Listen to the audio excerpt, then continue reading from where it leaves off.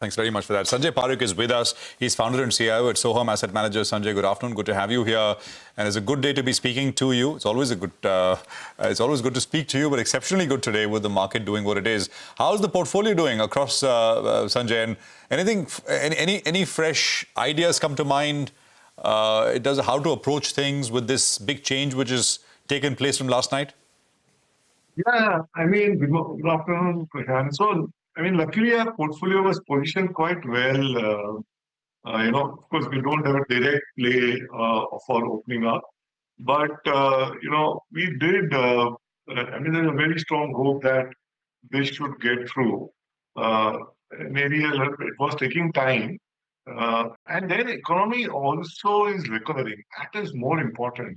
So post-budget, we realized that, of course, this future-led issues will be a dampener, but in few days, and that time we didn't know that, this trade deal will happen so fast. But one thing we were very positive that the economy is actually recovering. And, this has been like 17, 18 months where we were wanting to happen. But now when you see on the ground cement demand, cement prices going up, steel demand, power demand, the one-day ahead market in power, JSW Energy told us is up 35%, month in 20 days. So that credit growth at this inflation level, inventory levels, CV demand. So it is clearly showing that economy is recovering. And that was more enthusiastic for us, So that's where our cash levels are low.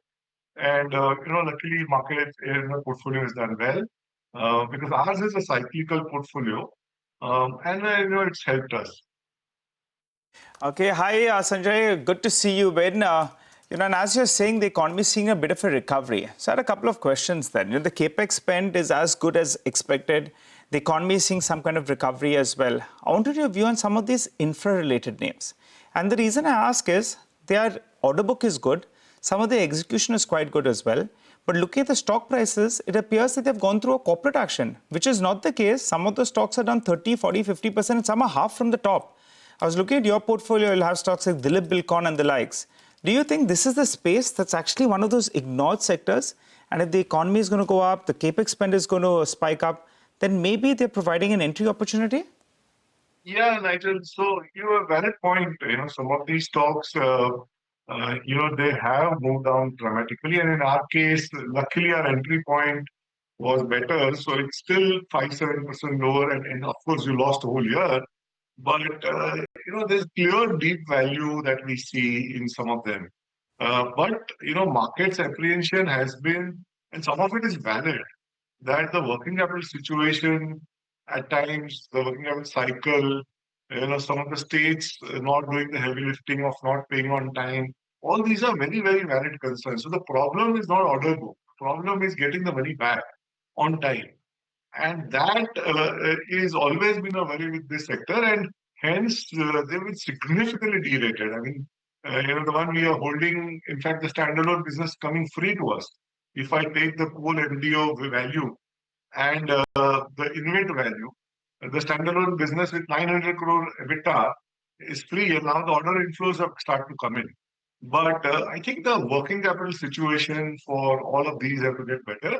And for that, the support of the states in certain cases, center also, but center has been normally good in pay, is important. So I think that's where, as it gets better, I think it will be slow re-rating upwards for them. Sanjay, did you have a word with at the dealing rooms with any of your friends in the brokerages? Have FIIs been buying today? Will they come back in a meaningful way? No, you're not so networked, but I'll tell you broadly, I'm very, very hopeful that, and I've been into Prudential earlier meetings globally when I was in ICICI Mutual Fund. So, India as a country is just one stock, where if the ROEs are higher, growth is higher, and what is the price earning or price to book. So it was not in place in the last, if you take in hindsight, growth was not coming back, price earning were higher or price to book were higher, and that adjustment was happening. Now I think, and that's where we are preempting at least that if earnings growth comes back, And if it is not one-off and it is clear U-shape, but it does sustain, then the earnings growth, and I think economic growth comes back, and then the earnings growth has to follow, and the earnings upgrade cycle can come. And then world over, that's been tracked very heavy. And that's where they start buying. And valuations also now, we have very good time correction, almost 17, 18 months.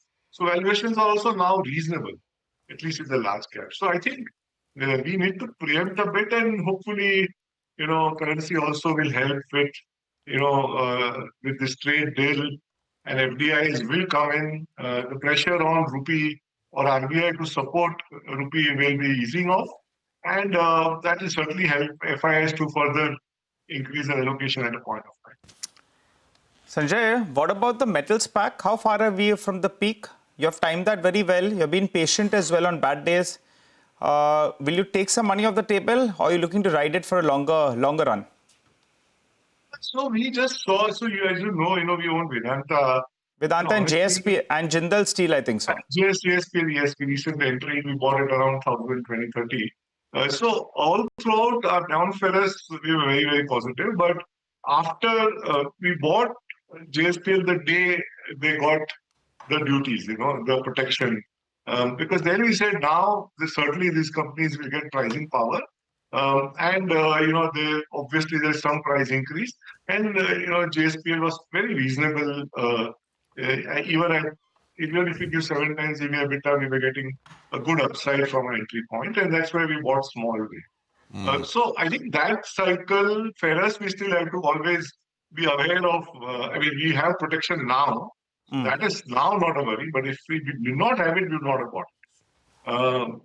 Non-ferrous, I think the SOTP of Vedanta, once the demerger happens, I still feel there could be a good unlocking. You've seen that earlier in Tata Motors, even earlier you would have seen in Raymond's, the combined piece was 1800. The one which got split, it got listed at 1800. Recently, you saw Tata Motor PV and CV.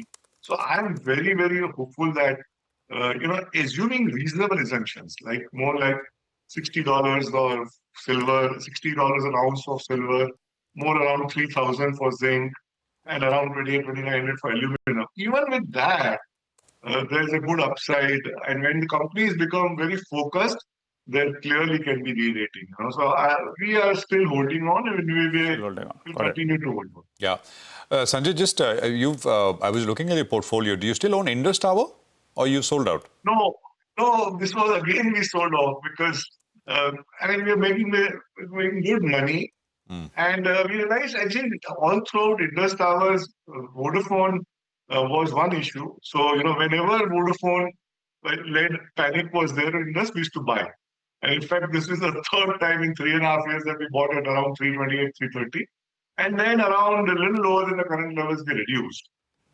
So we love the business. It's just that now Vodafone risk is significantly less, but the growth trajectory of growth is still slow. Yeah. So be it the Africa expansion, the tower expansion, then the Geo reprice. Whenever Geo comes for renewal, they may not renew with Indus Tower.